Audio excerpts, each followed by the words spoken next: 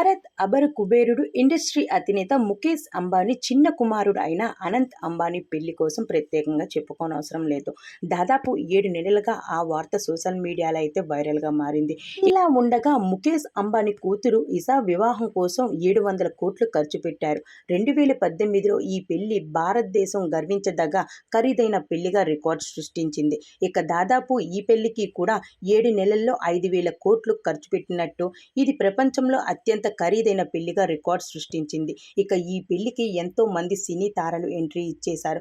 బాలీవుడ్, టాలీవుడ్, కోలీవుడ్ అని తేడా లేకుండా ఈ పెళ్లికి విచ్చేశారు. జూలై 2 నుంచి ఈ పెళ్లిలో బాలీవుడ్, టాలీవుడ్, కోలీవుడ్ సినీ తారలు, యాక్టర్స్, సైడ్ యాక్టర్స్ అందరూ కూడా ఎంట్రీ ఇచ్చేశారు. షూటింగ్స్ బ్రేక్స్ ఇచ్చేసి అంబానీ పెళ్లిలో పాల్గొంటున్నారు. ఇక ఇది షారుఖ్ ఖాన్, అమీర్ ఖాన్, అలానే సల్మాన్ ఖాన్ జూలై 14 అంబానీ పెళ్లిలో ఉన్నారు. అయితే అంబానీ పెళ్లికి వస్తే ఎన్ని కోట్లు ఇస్తారు అంటూ అభిమానులు చాలా హాట్ టాపిక్ గా మారిపోయింది.